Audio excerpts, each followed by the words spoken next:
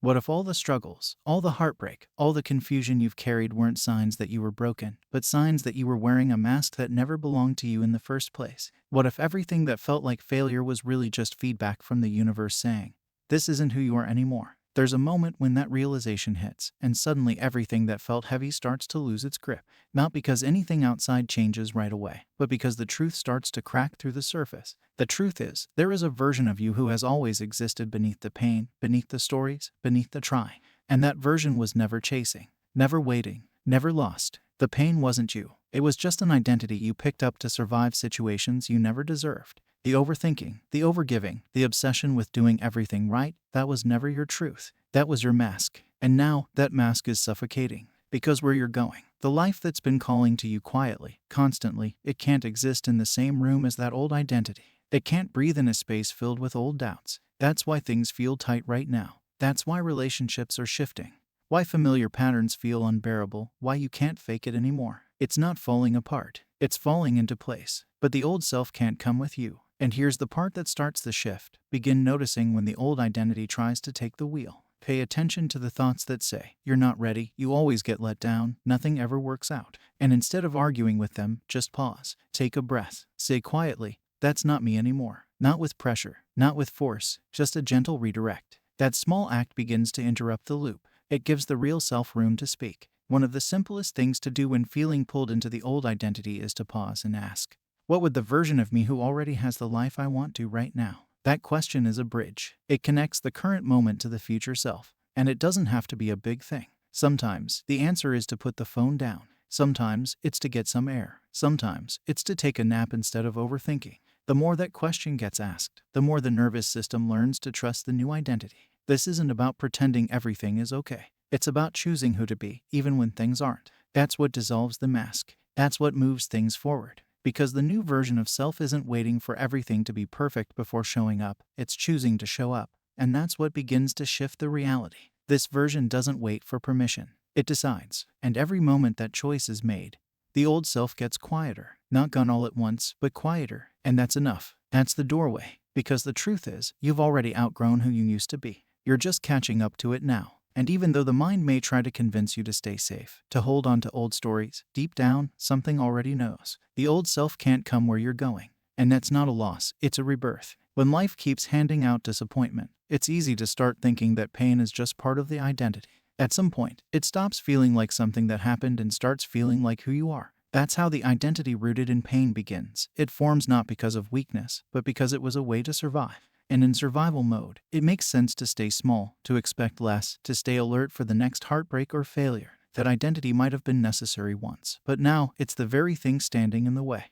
The identity built on pain is sneaky. It shows up as over-explaining, overthinking, shrinking your desires, doubting good things, feeling guilt when you rest, and questioning yourself every time things start to get better. It's always waiting for the other shoe to drop. It convinces you that protection means holding on to past beliefs. But what if safety isn't in the old patterns? What if it's in the release? What if letting go isn't the scary part, but the healing? One small shift to start loosening that grip is to stop saying, "This is just how I am," when referring to pain or fear. Replace it with, "That's how I used to see myself." That small tweak is powerful because it opens a door. It leaves space for change instead of closing it. Another simple practice. Each morning, name one quality the future version of you embodies. Calm, grounded, joyful, certain, and ask, what's one small thing I can do today to express this? If the word is calm, maybe the act is taking 3 slow breaths before responding to messages. If the word is grounded, maybe it's a walk without music or scrolling. The actions don't need to be big. They just need to be real. The identity built on pain thrives on repetition. But healing builds the same way. Moment by moment, decision by decision. Each time you choose a new thought, a new response, a new behavior, you're stepping out of that old costume. You're telling the universe, "I'm not this anymore." And the universe listens. The energy shifts. The world mirrors it back. You don't have to wait for proof. You become the proof. There's a strange space that shows up once the old identity starts fading, but the new one hasn't fully landed yet. It's like standing on a bridge where you can't go back, but you're not quite sure how to move forward either. That gap can feel empty, lonely, even scary, and the mind will want to run back to what's familiar, not because it's right, but because it's known. But that discomfort doesn't mean something's wrong. It means something new is forming. It means you're not in the loop anymore, you're in the shift. This is where people usually turn around. This is where the temptation to manifest from fear or chase things that no longer match the new self gets loud. But this in-between space is sacred. It's the cocoon. And in this space, the only job is to not go back. That's it. You don't need to rush to become the next version of yourself. You just need to stop choosing the old one. One of the most powerful tools in this gap is the pause. When the urge hits to spiral into old thoughts, to reach for old habits, or to entertain familiar doubt, take 3 conscious breaths. Then ask, what am I about to repeat, and who do I want to be instead? That pause won't solve everything in the moment, but it interrupts the cycle. And over time, that interruption becomes transformation. Another thing that helps in the gap is to stop trying to prove anything to yourself or anyone else. The future version of you doesn't perform. It doesn't chase validation. So practicing quiet confidence now, even when there's no evidence yet, builds a new energetic baseline. Try doing one thing today without explaining yourself. Say no without a reason. Choose rest without guilt. It may feel small, but it's big for the nervous system. The gap isn't punishment. It's preparation. It's the space where the old self unravels, and the new self starts to anchor in subtle, beautiful ways. The thoughts may not be fully aligned yet. The emotions may still wobble. But the fact that you're aware of the gap means you're already crossing it. You're already becoming. And the version of you on the other side, that one is waiting patiently, not for you to get it all right, but for you to keep walking. There's this belief that healing or manifesting means constantly fixing something. Fixing thoughts, fixing patterns, fixing emotions. It becomes a project, an endless checklist. And before long, the whole journey feels like a burden, like something's always wrong and needs to be corrected before anything good can happen. But that belief, that something's broken and needs fixing, is part of the old self. The new self doesn't see healing as a chore. It sees it as a return, a remembering, not a repair. The truth is, the version of you who already has the life you want didn't get there by fixing everything. That version got there by choosing differently, over and over, choosing self-trust over self-doubt, choosing worthiness over waiting, choosing rest over proving. That version didn't get rid of all fear. It just stopped letting fear make the decisions. And that's what begins to shift the timeline. If the old self was always searching for something to fix, start offering yourself moments of choice instead. Instead of saying, how do I fix this thought? Try asking, do I want to keep feeding this story? That simple question breaks the pattern. It hands the power back. And when the same thought comes up tomorrow, and it probably will, you get to ask again and again until the answer becomes natural. Another soft but powerful shift is to stop asking, why am I like this? And start asking, what would someone who loves themselves do right now? It's not about being perfect. It's about building a habit of choosing yourself in small, quiet ways.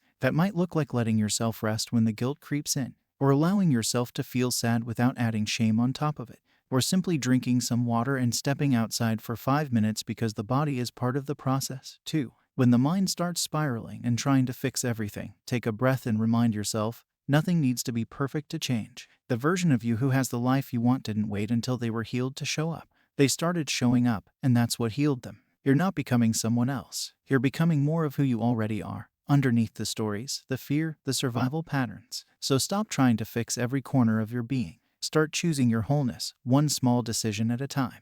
That's where the shift begins to stick. The biggest trap in manifestation is waiting for signs before shifting into the new self. Waiting for the call, the message, the money, the opportunity, thinking once it arrives, then it'll be easy to feel confident, loved, chosen, secure. But that's backwards. That version of life doesn't land because of what happens outside. It lands because something shifts on the inside first. The outside mirrors the inside. And if the inside is still waiting to feel ready, the outside stays quiet. The version of you who already has it, the peace, the love, the life, doesn't wait for proof. That version already feels it, already acts from it, already breathes like it's done. And this isn't about pretending or forcing a fake smile. It's about letting yourself taste the energy of the future now, even in small, daily moments. A simple way to start embodying the future self is to ask, how would I move through today if I already had what I wanted? Not tomorrow, not someday, today. That doesn't mean ignoring real emotions or pretending nothing's hard. It just means shifting the anchor point. If the future version of you feels grounded, maybe today that means pausing before reacting. If the future you feels confident, maybe it means speaking one truth that feels a little scary. If that version feels secure, maybe it means going to bed without checking your phone one more time for reassurance. Another powerful move is changing how you speak to yourself. Instead of saying, I hope it happens, say, it's already mine. I'm just aligning with it now. That simple switch in language reminds the nervous system that things are not out of reach. They're already on the way. The body starts to believe it. And when the body believes it, the behavior starts matching. That's when the new self becomes real, not through force, but through natural alignment. This shift doesn't happen in one big leap. It happens in 100 tiny choices throughout the day. Choosing calm when fear whispers. Choosing trust when doubt knocks. Choosing stillness when the urge to chase rises up. Each time you do that, the old self fades just a little more. And the future self, that version doesn't need to be imagined anymore. It starts becoming who you are. One of the hardest parts of transformation is learning to move forward without constantly glancing back at the old self, the old stories, or the familiar pain. It's tempting to look back because it feels safe, like a warm but heavy blanket. But every glance backward slows the step forward and invites the old identity to reassert itself. The truth is, the path ahead requires trust, trust in the unseen, trust in your own growth, and trust in the version of you that's ready and waiting on the other side. Walking forward doesn't mean forgetting the past or ignoring lessons learned. It means carrying what serves and releasing what no longer fits. And sometimes, that release is messy. It can feel like grief, confusion, or even loneliness. But that messy part is proof that real change is happening. It's the space where the old self dissolves and the new self gains strength. One small practice to help keep moving forward is to create a daily moment of gratitude focused not on what is missing but on what is emerging.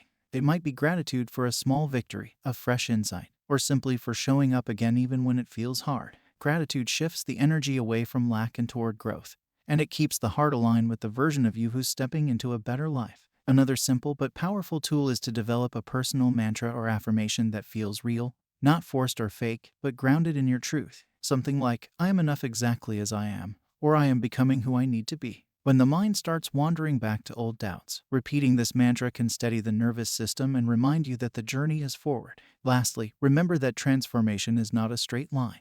There will be days when the old self tries to sneak back, when doubts rise up, or when progress feels invisible. That's normal. The key is not to get stuck there, to breathe, to acknowledge, and then to return your focus to who you are becoming. Because the life you want isn't waiting for perfect conditions. It's waiting for the version of you who refuses to settle, who refuses to go back, and who chooses growth every single day. Remember, real change happens when you stop holding on to the old and start embracing the new version of yourself every day.